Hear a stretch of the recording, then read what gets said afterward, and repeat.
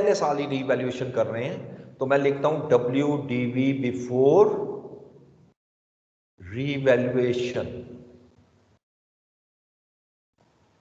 ठीक है जी। अब मैं कैरिंग अमाउंट कोई भी ले लेता हूं, फेयर वैल्यू मैं कहता हूं जी 65 हो गई है, तो इंक्रीज हो रहा है। ये टेबल वही वाली जो टेबल है, इंक्रीज 15 मिलियन हो रहा है, और हमने क्या पढ़ा था कि increase shall be credited to revaluation surplus. जरा इस हिस्से को आप चेक कीजिएगा। मैं क्या करूंगा, क्या जर्नल एंट्रीज के फॉर्म में, ये एक साल मुकम्मल किया, this one is the fair value, जो आप कर चुके हो, इसमें आपको कोई इशू नहीं है। ठीक हो गया जी। अब आइएगा इसकी जब एंट्रीज पास करूंगा, यकीनी बात है कॉस्ट की एंट्री मैं नहीं कर रहा, वेरी सिंपल के एसेट डेबिट और कैश क्रेडिट, इवन डेप्रिसिएशन की भी एंट्री नहीं करते, और डेप्रिसिएशन की अमाउंट आ रही है 10 million, depreciation expense debit accumulated credit.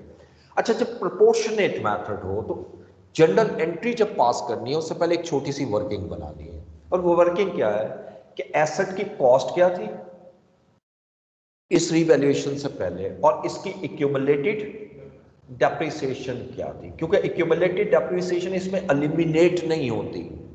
Cost 60 थी और एक्यूमुलेटेड डेप्रिसिएशन 10 थी, तो ये कितना हो गया 50 मिलियन। ये है बिफोर रीवैल्यूएशन। ठीक है। अच्छा, अब आइएगा आफ्टर रीवैल्यूएशन। आफ्टर रीवैल्यूएशन मेरी फेयर वैल्यू कितनी आ गई 65। हम 50 को 65 पे लेके जा रहे हैं, इंक्रीज आपके सामने है 15।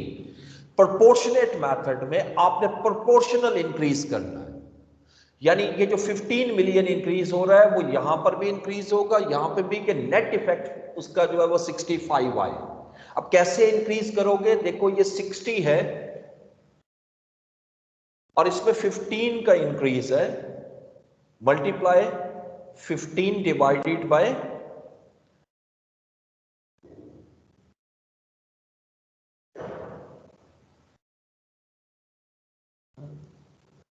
प्रोपोर्शन निकालना ना आपने। 65 को डिवाइड बाय 50 नहीं करेंगे? इसकी रेशो ले लो ना, 6:1। ठीक है, 6:-1 बनेगी ना, तो सम ऑफ रेशो 5 आ जाएगा। तो इसका सिंपल ये करोगे, कॉस्ट में 60 × 6/5 कीजिएगा, 72 आएगा, ये 72 आ गया। इसी तरह डेप्रिसिएशन जो है 10 × 1/5 2, गलत हो गया, पोर्शन क्यों नहीं सही आ रहा मैथमेटिकली।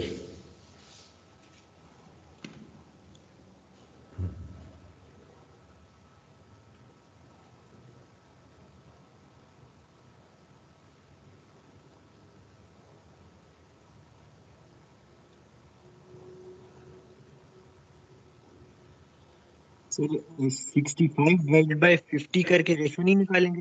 हाँ, उसको मल्टीप्लाई 65 करेंगे। Divided by 50 × 60। अब कीजिए 78 सर।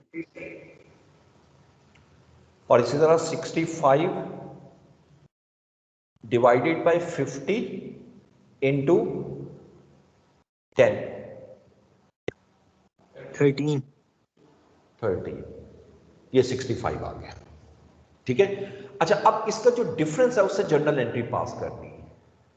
कॉस्ट मुझे कितने से इंक्रीज करनी है 18 से, एक्यूमुलेटेड डेप्रिसिएशन कितने से इंक्रीज करनी है 3 से, नेट अमाउंट आ जाएगी 15। अब इसकी एंट्री पास कर दोगे। देखो, जब एलिमिनेशन मेथड पढ़ा था तो 2 एंट्रियां पास हुई थी।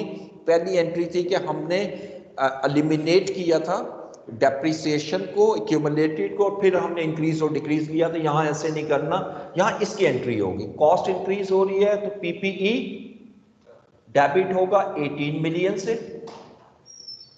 एक्यूमुलेटेड डेप्रिसिएशन 3 मिलियन से इंक्रीज होगी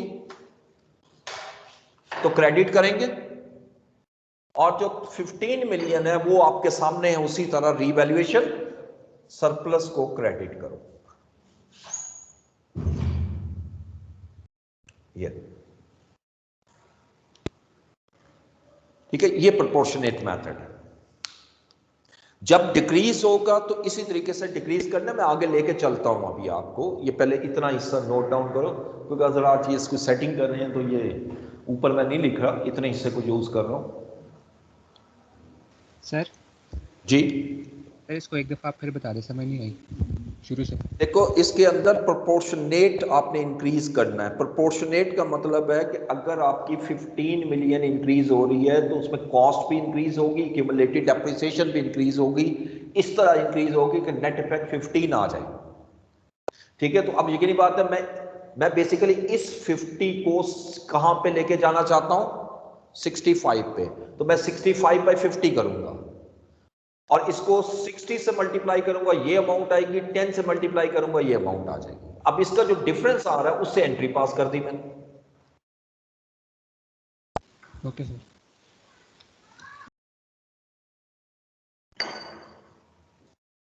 जी, इससे आगे चलते हैं। अगला साल आइएगा। अब नेक्स्ट ईयर यकीनी बात है 31 दिसंबर 2018 को मैं डेप्रिसिएशन लूंगा। अब पहले लाइफ 6 ईयर थी ना, अब लाइफ रह गई 5 ईयर्स। तो 5 ईयर की डेप्रिसिएशन जब मैं लूंगा तो 60 divide 5 divided by 5 which is 13। तो नेट कैरिंग वैल्यू आ गई 52। This is WDV before revaluation. और इसके बाद आपने ये भी पढ़ा था कि अब ये जो 52 तो आ गया, उसके बाद ट्रांसफर टू रिटेन्ड अर्निंग बिल्कुल उसी तरह, इसको नहीं चेंज करना। ये टेबल है, ट्रांसफर टू रिटेन्ड अर्निंग, और वो भी उसी तरह करना है। 15 डिवाइडेड बाय 5, जिसको इंक्रीमेंटल डेप्रिसिएशन भी कहते हो, जो कि 3 आएगा। अब रीवैल्यूएशन सरप्लस का बैलेंस आ गया 12। अब मैंने इस साल की रीवैल्यूएशन ली और फेयर वैल्यू आई मेरे पास 36 मिलियन। अब बताइए डिक्रीज कितना हो रहा है, 16 से। और रूल क्या पड़ा था कि if any revaluation surplus balance exist, adjust this loss against surplus cost and the remaining amount is charge to profit and loss. बिल्कुल वही। तो आप एक देख रहे हो कि मैं प्रोपोर्शनेट मेथड भी यूज कर रहा हूं, तो हमारी टेबल में कोई फर्क नहीं आ रहा। अब ये कैलकुलेशन अगले साल की भी देखिएगा। बिफोर हमारी अब सिचुएशन क्या है, रीवैल्यूएशन से पहले की। ये रीवैल्यूएशन से पहले की सिचुएशन ये है कि फेयर वैल्यू अब कॉस्ट बन जाएगी, बल्कि यहां से उठाओ, उसको भी छोड़ दो क्योंकि ये एडजस्ट किया हुआ ना, अब ये वैल्यू है। अब मेरी जो वैल्यू है कॉस्ट वो 78 है और एक्यूमुलेटेड डेप्रिसिएशन 13 प्लस 13। ठीक है ना, क्योंकि ये तो पिछले साल की है ना जो एडजस्ट की थी, और 13 जो है वो इस साल की है। तो 26 लेस करें तो कितनी वैल्यू आ जाएगी, 13 प्लस 13 52। और ये एग्जैक्टली आप देख रहे हो उस कैरिंग अमाउंट के इक्वल आ रही है, वो WDV बिफोर रीवैल्यूएशन। अच्छा, अब मुझे आफ्टर की तरफ आना है। इसके बाद की रीवैल्यूएशन में जो रीवैल्यूड अमाउंट है वो मेरी 36 है। अब मैं 52 को 36 पे कन्वर्ट करना चाहता हूं तो क्या करूंगा, कॉस्ट के लिए 36 बाय 52 रेशो बनेगी। 36 बाय 52 इंटू 78 करूंगा तो कितनी वैल्यू आई, 54। ये 54 यहां आएगा आफ्टर। इसी तरह क्यूमुलेटेड डेप्रिसिएशन 36 बाय 52, ये तो एज इट इज रहेगा, इंटू 26 18। ये 18 माइनस करो तो देखो वही 36 आ गया। अब जो डिफरेंस आ रहा है उसकी एंट्री मैंने पास करनी है। डिफरेंस ये है कि कॉस्ट जो है वो मेरी कम हो रही है, 78 से 54 में आ रही है, तो ये 24 का डिफरेंस आया। एक्यूमुलेटेड डेप्रिसिएशन 8 से कम हो रही है, तो ये मैं माइनस में लिखूंगा ना, कम हो रही है, और एक्यूमुलेटेड डेप्रिसिएशन कम हो रही है तो प्लस में लिखूंगा। तो ये अल्टीमेटली 16 की अमाउंट आ गई जो एग्जैक्टली वो डिक्रीज आ रहा है, और डिक्रीज का रूल वही है। अब इसकी अगर एंट्री पास करें तो क्या होगा, देखो जो एक्यूमुलेटेड डेप्रिसिएशन कम हो रही है तो ये मैं क्या करूंगा, इसको डेबिट 8 मिलियन से, फिर जो लॉस हुआ है उसको पहले ले लो, वो डेबिट होता ना, रीवैल्यूएशन सरप्लस डेबिट हुआ 12 मिलियन से, 4 मिलियन से प्रॉफिट एंड लॉस डेबिट हुआ, और एसेट की वैल्यू जो है पीपीई की वो कम हो रही है 24 मिलियन से। अब इसकी डेबिट साइड को टोटल करो तो क्रेडिट के इक्वल आना चाहिए, 8 + 12 20 और +4 24। ठीक हो गया।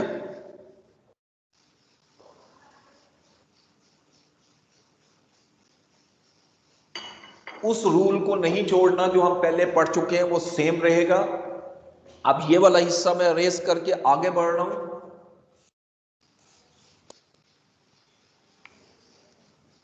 अच्छा, इसके बाद अब अगले साल आइएगा 31 दिसंबर 2019। अब आपने जब डेप्रिसिएशन लेनी है तो डेप्रिसिएशन किस तरह आएगी, 36 डिवाइडेड बाय 4 विच इज 9। अब ये 25 आ गई WDV बिफोर रिवैल्यूएशन।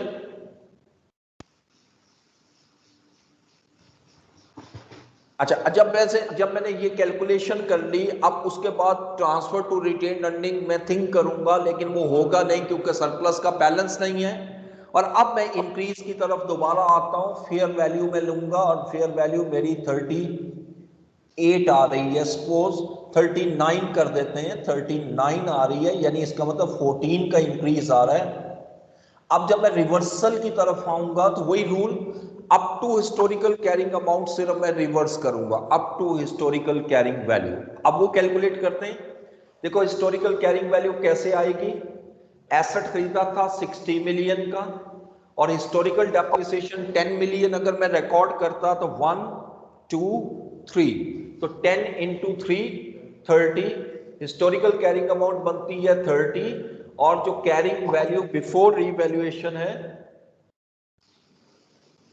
ठीक है, बिफोर रिवैल्यूएशन दैट इज 25। अब देखो हिस्टोरिकल कैरिंग अमाउंट ज्यादा है, कितना डिफरेंस आया 5 का। ये 5 का लॉस मैं रिवर्स करूंगा। 5 कैसे आ गया,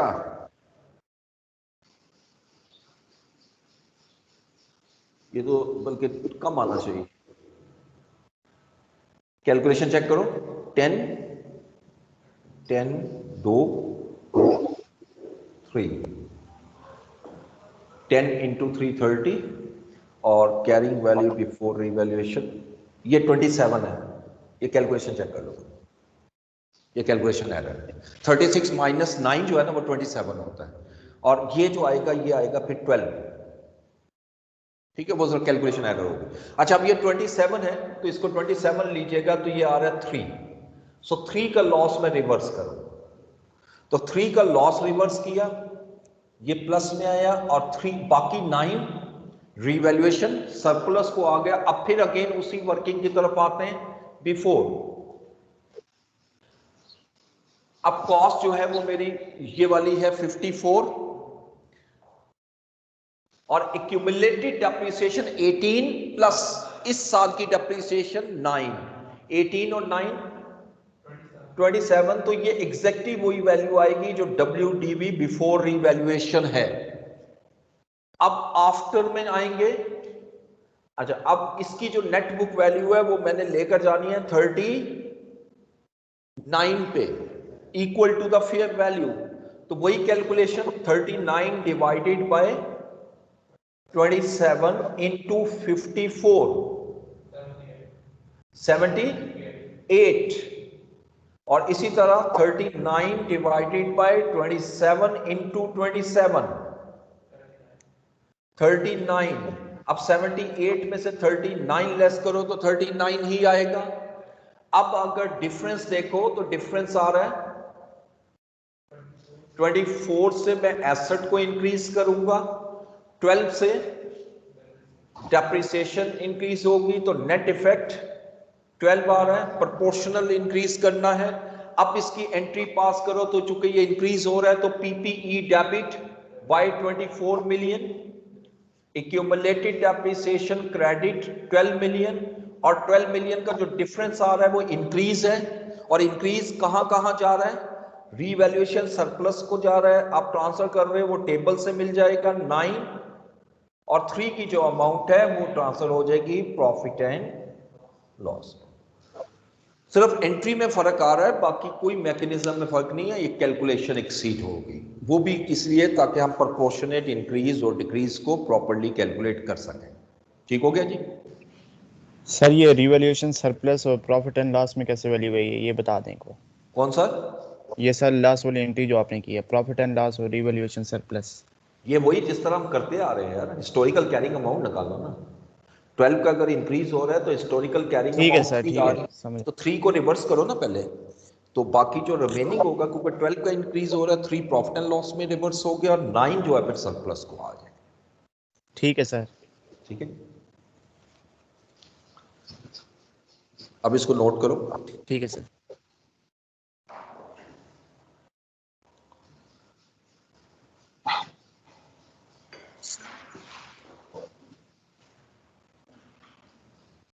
सर जी सर ये बुक की सर एक एग्जांपल है सर, 376 पेज पे एग्जांपल नंबर 6।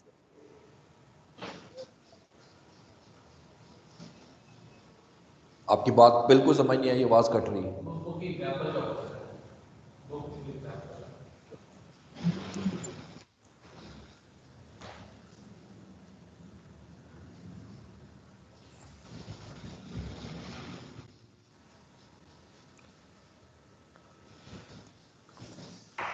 चलो आगे चलें।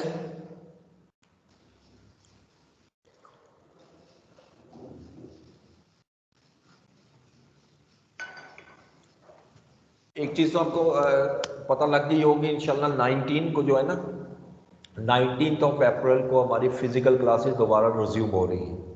गवर्नमेंट ने अनाउंस कर दिया 19 अप्रैल को। तो आज मेरा ख्याल 7 है, तो बस 10-12 दिन रह गए।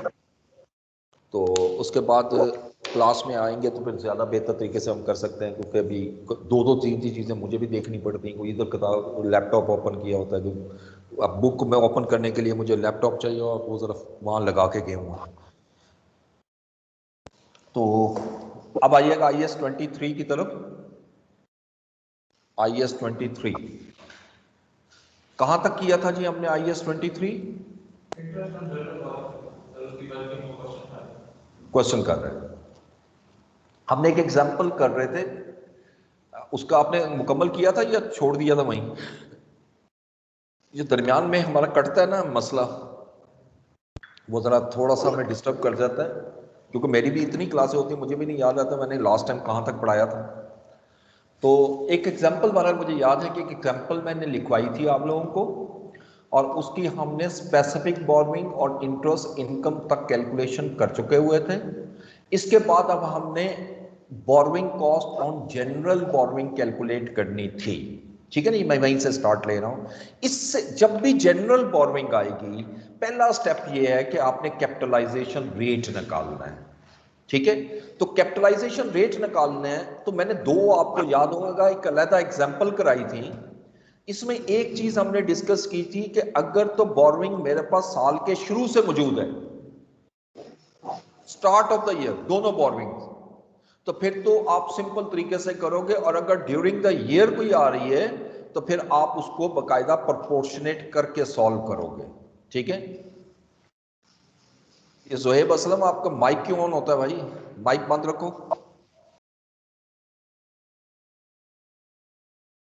अगर किसी ने क्वेश्चन करना है तो माइक ऑन करो, लेकिन वैसे माइक ऑफ रखो भाई। अच्छा जी, तो अब उसी डाटा आपके पास है, मेरे पास नहीं है, आपने मुझे बताना है। मुझे बताइएगा कि जो साल शुरू हुआ था उस वक्त कितनी रनिंग फाइनेंस बैलेंस था मेरे पास? 60 मिलियन। 60 million at 22%. ये मैं स्टार्ट ऑफ द ईयर लिख रहा हूं, start of the year 60 million था मेरे पास, और किस रेट पर लिया हुआ था? 22%. 22%। अच्छा, अब ड्यूरिंग द ईयर किस डेट को आपने बोरोइंग की फर्दर रनिंग फाइनेंस? फर्स्ट अगस्त 2017 को आपने 90 मिलियन लोन लिया एट अ रेट ऑफ 25%, और ईयर एंड आई थिंक 30 जून था, 31 दिसंबर। ओके, अब मैंने अगर इसका कैपिटलाइजेशन रेट निकालना है तो जैसे हमने पढ़ा था ये दो बोरोइंग है, नंबर 1 बोरोइंग को तो उसी तरह लेंगे 60 मिलियन इंटू 22%। डजंट मैटर, क्योंकि हम तो साल के शुरू से लेंगे ना, वो तो देखें कोई इसके लिए तो नहीं है, ये अमाउंट जो दी है 60 हो सकता है आपने 60 ना लिया हो, ये तो आउटस्टैंडिंग अमाउंट दे रहा है ना, तो बस जो दिए रहे वो आउटस्टैंडिंग होगी। अच्छा, एग्जामिनेशन में कई दफा दो अमाउंट देता है, वो कहता है जी रनिंग फाइनेंस 60 मिलियन है लेकिन आउटस्टैंडिंग अमाउंट 50 मिलियन है, तो फिर आप मुझे बताओ 60 पे कैलकुलेट करूं या 50 पे? 50 पे, क्योंकि हमने जो रूल है ना वो आउटस्टैंडिंग का है। लेकिन जब एक ही अमाउंट दी हो तो फिर तो मैं यही अज्यूम करूंगा ना ये आउटस्टैंडिंग है, मुझे तो नहीं मालूम कि ये कितना लिया है, कितना यूज हुआ। तो 60 का 22% कैलकुलेट करो तो आई थिंक 13.2 मिलियन, नहीं चेक कर लेना, चाहिए, चलो गुड। नंबर 2, सेकंड बोरोइंग जो आपने 90 मिलियन की है 1 अगस्त को की है, तो कितने मंथ आपने इसको यूज किया है? अगर दिसंबर अकाउंटिंग ईयर है तो अगस्त, सितंबर, अक्टूबर, नवंबर, दिसंबर, 5 मंथ। इसको 5/12 किया, कितनी अमाउंट आई? 37.5, और इसका आप लोगे 25%, 9.375। अब हमने इसको ऐड किया तो 22.575, और इसको यहां से टोटल करना है 60 प्लस 37.5, 97.5। अब इसका जरा कैपिटलाइजेशन रेट निकालते हैं तो 22.575 डिवाइडेड बाय 97.5 इंटू 100,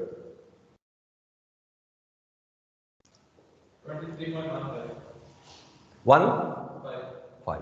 अब ये देखो ये रेट इन दोनों के दरमियान में आ रहा है, और अगर गलती से मैं 150 टोटल कर गया तो फिर 22 डिवाइड बाय 150 करो तो आप देखो रेट 7%, 8% आएगा, जो कि यकीनन हो ही नहीं सकता, पॉसिबल ही नहीं है। ठीक है, अच्छा अब यहां तक कैलकुलेशन हो गई। अब मैं कैलकुलेट करता हूं borrowing cost on general borrowing. इसका हमने क्या पढ़ा था? वो जो लाइन मैंने लिखवाई थी, एक फार्मूला बनाया था, मैंने लिखा हुआ था amount of funds utilized from general borrowing. अब आप टेबल में आइएगा, बताओ कहां कितनी पेमेंट्स की हैं जनरल बोरोइंग से आपने? सर 2 पेमेंट्स की हुई हैं। 2 पेमेंट की हैं। पहली पेमेंट किस डेट को की है? 1 सितंबर 2017। सर हमने 3 नहीं की। टेबल में देख लो ना, मेरे सामने नहीं है, आपके सामने अगर 3 है तो मैं 3 लिख लूंगा। सर यस सर, अच्छा, 3 फर्स्ट पेमेंट भी की। 30 मिलियन। दूसरी पेमेंट कब की है? 1 सितंबर। सितंबर 17 कितने मिलियन की? 20.24 की पेमेंट की। फिर आप तीसरी कह रहे हो तो तीसरी किस डेट को की है? और ये कितनी पेमेंट की है? 50 मिलियन। अगर आपने सपोज में वैसे भी कह रहा हूं इतनी खैर ज्यादा नहीं देगा, अगर 10 पेमेंट्स भी की हैं तो 10 की 10 लिखनी पड़ेंगी आपको। ठीक है, ये हो गई amount of borrowings utilized from general funds into capitalization rate. तो इन सबको 23.15 से ही मल्टीप्लाई करूंगा। अब मंथ काउंट करने हैं, और मैंने कहां तक लेके जाना है? Up to reporting date. ये डिसाइड हो गया था क्योंकि वो अर्लियर है। अब जरा काउंट करो, मार्च से लेकर दिसंबर तक, और ये 1 मार्च है, कितने मंथ बने? क्या इस पीरियड में कोई सस्पेंशन पीरियड है? हमने पढ़ा था मई का मंथ सस्पेंशन है, तो वो इसी में आ रहा है ना, क्योंकि मैंने 31 दिसंबर तक काउंट कर रहा हूं। -1 डिवाइड बाय 12। इसी तरह आगे चलिए, 1 सितंबर से 31 दिसंबर तक 4 मंथ, और इसमें कोई सस्पेंशन पीरियड नहीं है क्योंकि सस्पेंशन पीरियड मई का था, और ये आप कहां से काउंट कर रहे हैं? सितंबर, अक्टूबर, नवंबर, दिसंबर, इन 4 महीनों में कोई सस्पेंशन पीरियड नहीं था। इसी तरह 1 दिसंबर, ये 1 महीना बनता है सिर्फ, तो 1/12। अब आप जरा कैलकुलेशन कीजिएगा, 30 इंटू 23.15 इंटू 9/12,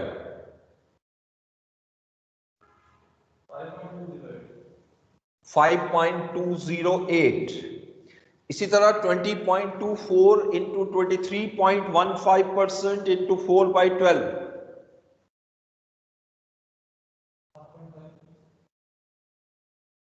560।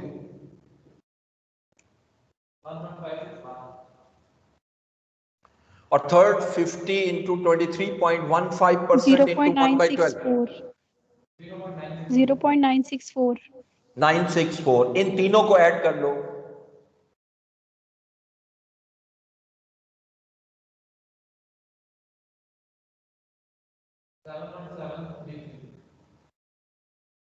ये अमाउंट ऊपर टेबल में ले जाना जो हमने बनाई थी। हम, आपको याद होगा लास्ट लेक्चर में हम 3 कैलकुलेशन कर चुके थे। कौन कौन सी कैलकुलेशन कर चुके थे? Borrowing cost, loan processing fee पहले थी, फिर स्पेसिफिक बोरिंग थी, फिर इंटरेस्ट इनकम माइनस की थी। चौथी ये अमाउंट आ जाएगी 7.733, और हम चारों को प्लस कर लो, this is the answer. This is the amount of borrowing cost to be capitalised. ठीक है। अच्छा, ये सारा करने के बाद अब जरा जर्नल एंट्री आइएगा, आखिरी जर्नल एंट्री की तरफ। अब 1-2 टर्म डिस्कस करनी है क्योंकि अगली क्लास में इंशाल्लाह कल मैं कंप्रीहेंसिव क्लास क्वेश्चन कराऊंगा, और बिल्कुल स्टार्ट से शुरू कर देना। यानी अब आपने सर कोशिश ये करनी है कि कल के लेक्चर में आपका कोई क्वेश्चन हो बेशक आप करो, लेकिन पहले जरा हम क्वेश्चन को कंप्लीट कर लें, ठीक है, क्योंकि वो काफी लेंथी होता है और वो टाइम लेगा। मैं सारी चीजें उसमें कवर करूंगा, लेकिन अब आइएगा इसकी जर्नल एंट्री जब हम पास करते हैं बोरोइंग कॉस्ट कैपिटलाइज की, तो क्या एंट्री पास होती है इसकी? जो भी आंसर आएगा आपका, उसकी एंट्री ये होती है कि हम डेबिट करेंगे कैपिटल वर्क इन प्रोग्रेस को। कैपिटल वर्क इन प्रोग्रेस क्यों डेबिट कर रहा हूं मैं? पीपीई क्यों डेबिट नहीं कर रहा? क्योंकि बिल्डिंग अभी अंडर कंस्ट्रक्शन है। IAS 16 आप पढ़ चुके हो। IAS 16 हमें ये रूल बताता है कि asset shall be recognized when it is available for use. चूंकि जब तक वो अवेलेबल फॉर यूज नहीं होगा, उस पर जो कॉस्ट लग रही है वो कैपिटल वर्क इन प्रोग्रेस में डेबिट होगी। लेकिन जिस दिन कंप्लीट हो जाएगी उस दिन पे capital work in progress credit होकर पीपीई डेबिट हो जाएगा। तो अभी हम इसको कैपिटल वर्क इन प्रोग्रेस में डालेंगे और क्रेडिट कर देंगे फाइनेंस कॉस्ट। तो पूरा साल आप फाइनेंस कॉस्ट पे करते रहे हो ना, मुख्तलिफ किस्म की, वो सारी फाइनेंस कॉस्ट में जा रही है। साल के एंड पे जाकर ये कैलकुलेशन करते हो, टेबल बनाते हो, जो अमाउंट निकलती है वो एडजस्ट कर देते हैं कि ये अमाउंट आप कॉस्ट से निकाल के कैपिटलाइज कर दो। This is the amount of capitalization, और इसका जो अमाउंट होगी दैट इज आंसर जो आपका इस क्वेश्चन में निकला ये वो होता है। ठीक है, 14.565 50 कितना 565, ये इससे एंट्री पास करोगे, डेबिट भी और क्रेडिट भी। ठीक है। अब यहां मैंने आपसे 2 टर्मिनोलॉजी जरा डिस्कस करनी है। एक होता है एडवांसेस। अभी तो मैंने आपको जो एग्जांपल करवाई थी उसके अंदर जो हमने डिस्कशन की थी वो डाउन पेमेंट की थी। डाउन पेमेंट और एडवांस में एक सिमिलरिटी तो ये है कि दोनों पहले दी जाती हैं, लेकिन दोनों में फर्क ये है कि down payment is the part of building payment and it will not be adjusted. Advances are paid in basically in advance and will be adjusted subsequently. मिसाल के तौर पे आप 100 मिलियन का बिल्डिंग का एग्रीमेंट करते हैं, और एग्रीमेंट ये होता है कि 10% आप एडवांस पेमेंट कर देंगे। जिस दिन कॉन्ट्रैक्ट हुआ 10% पेमेंट कर दी, यानी 10 मिलियन की मैंने पेमेंट कर दी। अच्छा, अब जब मेरे पास पहला बिल आएगा जिस डेट को भी, अब पहला बिल आया सपोज 40 मिलियन का, अब मैं 40 मिलियन पेमेंट नहीं करूंगा क्योंकि मैंने कुछ एडवांस दिया हो, लेकिन सारा एडवांस इसके अगेंस्ट एडजस्ट नहीं होता। बेसिकली 10% है ना, सीधा 10% में माइनस कर दूंगा 4 मिलियन, बाकी 36 मिलियन की पेमेंट करूंगा। ये इसी तरह चलता रहेगा क्योंकि जितने भी प्रोग्रेस बिल्स हैं वो आपका सम उसका, सपोज सेकंड भी 40 मिलियन है, 40 माइनस 4 इज इक्वल टू 36, और आखिरी बिल जो है, फाइनल बिल जो हमें आता है वो 20 मिलियन का है, क्योंकि इससे ज्यादा तो हो ही नहीं सकता। अब 20 मिलियन में 2 मिलियन में डिडक्ट करूंगा तो ये ऑटोमेटिकली 18 आ जाएगा। अब जरा गौर से देखिएगा, अगर मैं 4 माइनस ना करूं तो फिर ये 10 भी आ गया और 100 भी आ गई तो 110 हो जाएगा। तो इसलिए पहले जो आप पे करते हो वो कैपिटल वर्क इन प्रोग्रेस में नहीं जाता, वो एडवांस में जाता है। तो जैसे जैसे बिल आता जाएगा कैपिटल वर्क इन प्रोग्रेस में हम ट्रांसफर करते रहेंगे। एक तो कॉन्सेप्ट एडवांस का ये है। दूसरा आता है रिटेंशन मनी। इस बिजनेस में, कंस्ट्रक्शन के बिजनेस में retention money, retention money basically इस तरह समझ लो कि आप एक किस्म की सिक्योरिटी, अपने आप को सिक्योर कर रहे होते हो। यानी जो जिसको पर्सन को कॉन्ट्रैक्ट दिया आपने, आप उसको जब पेमेंट करते हो तो कुछ रकम आप रख लेते हो अपने पास उसकी। ये जैसे बिजनेस में होता है कि अगर मैं अपने पास रखूंगा तो वो ज्यादा बेहतर काम करेगा, टाइम पे करेगा, ठीक है, तो उसको कहते हैं रिटेंशन मनी। ये नॉर्मली इसकी जो परसेंटेज है 5% होती है, पर इसको याद करने की जरूरत नहीं है, ये भी 10% होती है, लेकिन जो क्वेश्चन में दिया हम उसी को फॉलो करेंगे। और आप कोई भी क्वेश्चन उठा लो 10 ही नजर आएगा, क्योंकि मार्केट में चलता ही ये रेट है। लेकिन अगर फर्ज करें 8 है तो हम 8 ले लेंगे, उसमें कोई हर्ज नहीं है।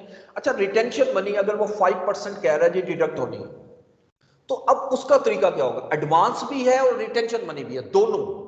तो जब पहला बिल आया 40 मिलियन का, 4 मिलियन मैंने एडवांस एडजस्ट किया, क्योंकि वो इसलिए एडजस्ट किया मैं पहले से पे कर चुका हूं, और 2 मिलियन इसका 5% 2 मिलियन बनेगा, वो भी डिडक्ट किया। अच्छा, ये इसलिए डिडक्ट कर रहा हूं, ये मेरी लाइबिलिटी बन गई, मैंने देने हैं उसको ये 2 मिलियन, लेकिन कब दूंगा? जब वो बिल्डिंग कंप्लीट कर लेगा, तो ये मेरे पास 34 मिलियन आ जाएगा। ये दो कॉन्सेप्ट बड़े इंपॉर्टेंट है जो हमारे क्वेश्चंस में यूज होने हैं, एडवांसेस और रिटेंशन मनी। ठीक है जी, आज जरा क्लास थोड़ी सी इसकी वजह से डिस्टर्ब हुई, उन्होंने बहुत टाइम ले ली है। अब पता नहीं ये ऑन करके चले गए, किधर चले गए? सर ये रिटेंशन मनी का बता रहे दोबारा। देखिए, रिटेंशन मनी वो अमाउंट होती है जो आप विद होल्ड कर लेते हैं उस कॉन्ट्रैक्टर की, और उस वक्त पे करते हैं जिस वक्त कॉन्ट्रैक्ट कंप्लीट हो जाता है। ठीक है, एडवांस उससे उल्ट है। एडवांस वो अमाउंट है जो बिफोर वर्क आप पे करते हैं। ठीक हो गया जी?